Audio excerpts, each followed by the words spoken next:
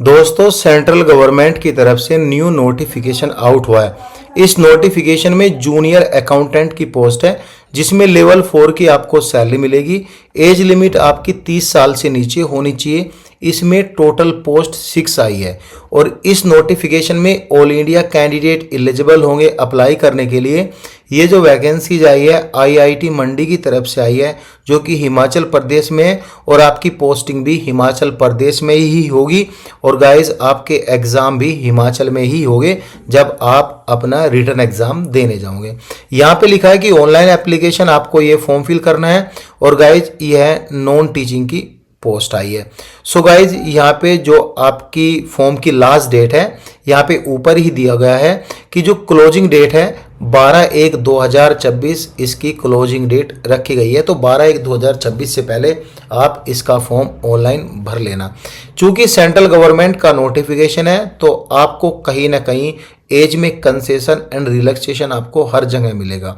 अगर आप return exam में भी कंसेशन चाहोगे तो कहीं ना कहीं मिनिमम परसेंटेज पे मिल जाएगा और एज में एसटी एससी को जो छूट मिलेगी वह 5 साल की मिलेगी और ओबीसी कैटेगरी को जो छूट मिलेगी वह 3 साल की मिलेगी।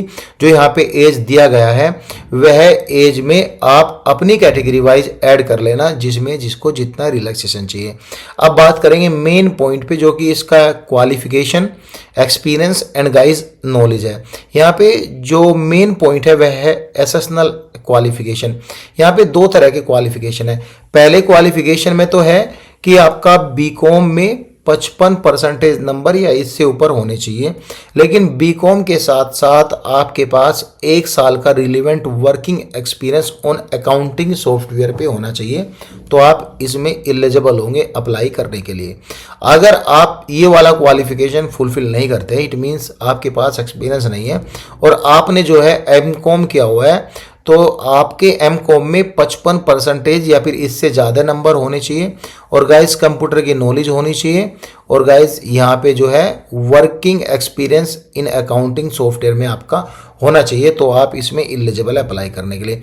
डिज़ायरेबल मैटर नहीं करता आपके लिए कि आप यहाँ पे फुलफिल करो या नहीं। डिज़ायरेबल जो है वो डिज़ायरेबल है। अगर डिज़ायरेबल कैटेगरी कैंडिडेट मिलते हैं उनको भी एग्ज़ाम तो पास करना पड़ेगा।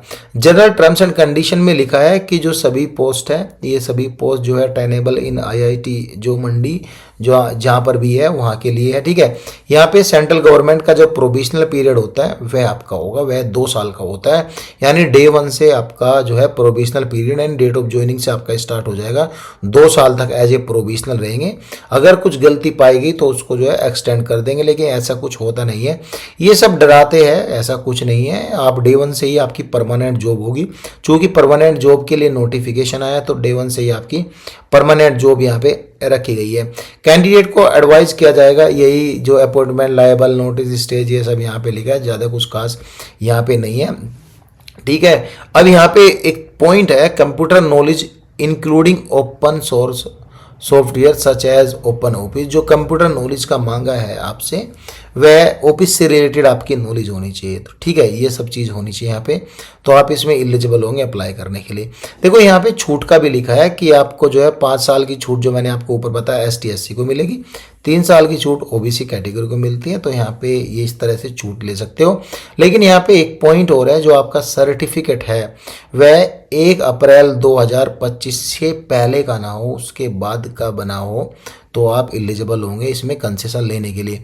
चूँकि गाइज ये जो पॉइंट है ना, ये पॉइंट आपका जो भी ओबीसी और ईडब्ल्यूएस सर्टिफिकेट के बारे में बात हो रही है। एसटी एससी का 1 साल तक वैलिड रहता है, जिस दिन इशू हो उस दिन से वह 1 साल का वैलिड रहेगा।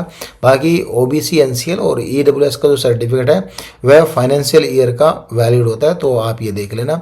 फ़ी के बारे में बात करेंगे, अगर आप जर्नल ईडब्ल्यूएस कैंडिडेट हैं तो आपको 500 रुपये देनी है। ओबीसी कैंडिडेट है तो आपको 400 रुपये देनी है। एसटी वैसी वुमेन एंड पीडब्ल्यूबीडी और ईएसएम कैंडिडेट है तो आपको 300 रुपये फ़ी पे करनी है।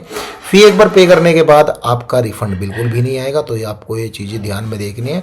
अगर आप मंडी जाने के लिए रेडी हैं तो आप इसका फॉर्म फिल कर सकते हो। अगर आप एलिजिबल है तो फॉर्म फिल पहले से ही कहीं काम कर रहे हो तो ऑब्जेक्शन सर्टिफिकेट देना है। यहाँ पे सभी तरह के लिंक है और लिंक आपको टेलीग्राम पर भी मिल जाएंगे, वहाँ पे जाके आप जो है डायरेक्टली अपना फॉर्म फिल कर सकते हो। सो गाइज ये रही डिटेल।